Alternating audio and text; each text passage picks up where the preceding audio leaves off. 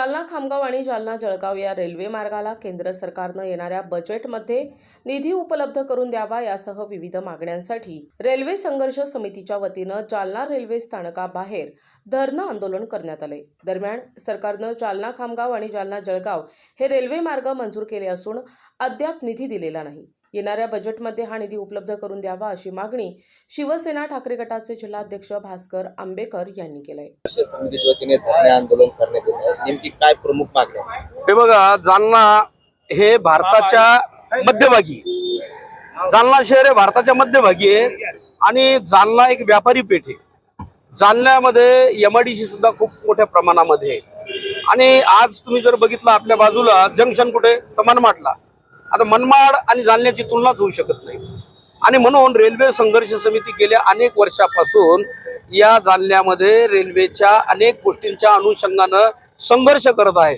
यासाठी रेल्वे संघर्ष समिती स्थापन केली।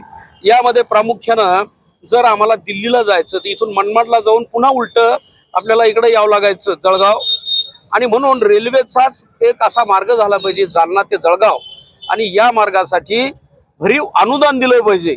सरकारने हा मार्ग मंजूर तर केला पण याला पैसा आणि निधी एवढा अद्याप उपलब्ध करून दिला नाही आणि म्हणून तो निधी उपलब्ध करून द्यावा ही एक मागणी आहे। त्याचबरोबर रेल्वे आणि जालना ते खामगाव हा मार्ग सुद्धा झाला पाहिजे ही प्रमुख मागणी आहे।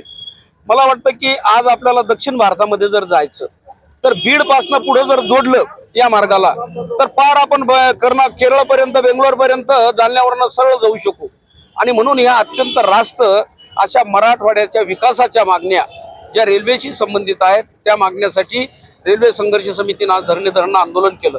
त्याचबरोबर स्थानिक असे प्रश्न आहेत की जालना, मी सुरुवातीला सांगितलं की व्यापारपेठ असल्या कारणानं रेल्वेच्या अनेक मालवाहू बोग्या या जालना शहरामध्ये येतात, ज्यामध्ये खत असतं, सिमेंट असतं किंवा इतर अनेक गोष्टी असतात। इथून सळ्या जातात जालना, हे इथं खूप मोठं स्टील इंडस्ट्री असल्या कारणानं, आणि या सर्व ट्रक्स या गावातून जातात बायपासला लागण्यासाठी, आणि म्हणून जालना प्लॅटफॉर्म रेल्वे स्टेशनचा प्लॅटफॉर्म पासून फक्त 500 मीटर रस्ता जर हा बायपासला जोडला तर या सर्व ट्रक्स या बाहेरच्या बाहेर जाऊ शकतील।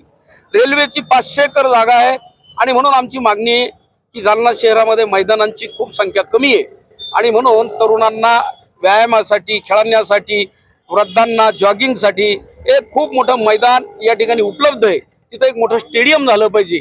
अद्याप स्टेडियम जर झालं असतं तर मराठवाड्यातल्या नाही महाराष्ट्रातल्या क्रीडा स्पर्धा या ठिकाणी मोठ्या प्रमाणावर झाल्या असत्या। त्याचबरोबर शहराची सुद्धा एक सुविधा झाली असती, शहराचा विकास झाला असता। तिसरी मागणी अशी होती की स्वयंवर मंगल कार्यालय ते अण्णाभाऊ साठे नगरपर्यंत रेल्वेची जी मोकळी जागा पडलेली आहे यामध्ये बाबळी उगल्यात, गटारं वाहत आहेत, अत्यंत गलिच्छ असा तो भाग झालाय। तिथं जर रेल्वेने जर जॉगिंग ट्रॅक केला तर शहरातील लोकांना तिथं आमच्या माता भगिनी ज्या रस्त्यावर फिरतात, अपघात होतात, त्यामुळे त्यांना मृत्युमुखी सुद्धा पडावं लागतं। काल परवा धाराशिव जिल्ह्यामध्ये रस्त्यानं जॉगिंग करणारे सकाळी 2 जण एका वाहनानं त्यांना उडवलं आणि ते वारले।